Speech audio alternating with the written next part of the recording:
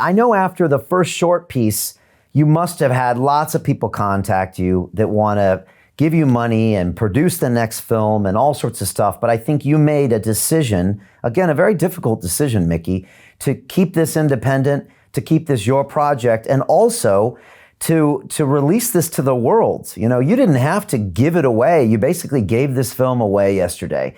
You know, you let us live stream it for free. You put it out on all the different sites for sharing. I mean, those are two strong, important decisions. Can you walk us through the logic? And then I'd love to get into the movie. Yeah, thanks for asking that, because that's definitely a point of contention that people have used to try to smear myself and my team. And the reality is that early on with part one, right when it was at its peak of virality, I was contacted by a group through a very good friend who holds the record for the largest single day crowdfunding raise ever. I think it's $26 million. And this person guaranteed me that they would crush their record for Plandemic 2. And, you know, after 3 or 4 phone calls and after really sitting with this and realizing that this could bring in a great deal of money and resources to allow us to do bigger and better work in the world, we're not in it for that. And I had to make the tough phone call of calling this person back after they had actually created, you know, graphics for us and built a landing page and all kinds of stuff. And I had to say that I've changed my mind and we can't do it. And they were blown away and they said, well, why? And I said, well, it's the optics. We have a window of opportunity to do something here that affects all of our lives, all of our health, and all of our freedom.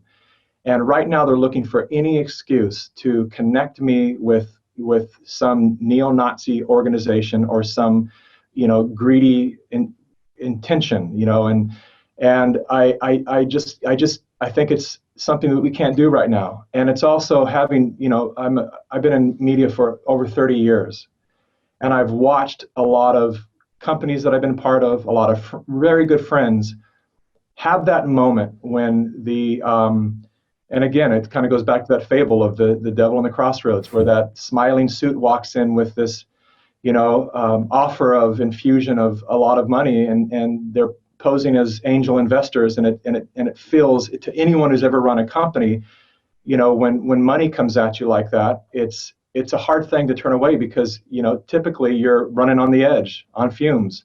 And so the feeling of relief that comes with, wow, we could just sell it at this point, or let this person buy in and have a much easier go moving forward, is a temptation that I understand.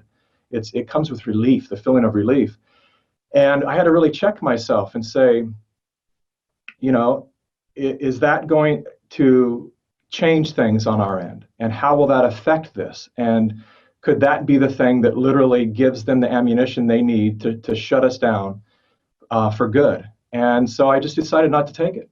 And we haven't turned on one ad. I mean, imagine how many you know, Plandemic 1 got over 1 billion views, and we didn't turn on one ad for one commercial. And we could have done that and made thousands of dollars. And we chose not to, because it's about getting it to the people.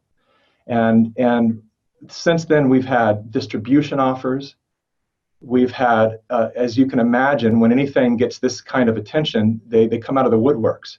And we have turned down every single offer, just because we understand what it will look like, the optics in the world, and also for our own morals and our own principles that we stand upon. You know, it's just not what we're doing this for.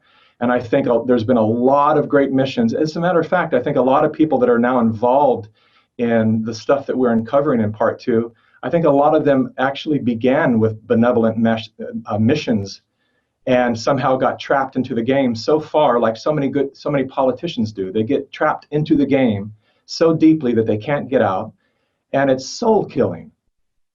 And, you know, it's just, as a father, I can't let my soul go and then, you know, do my best to try to raise 2 kids as a soulless, empty being. And so I look at that and just the move becomes clear to me that we just had to say no.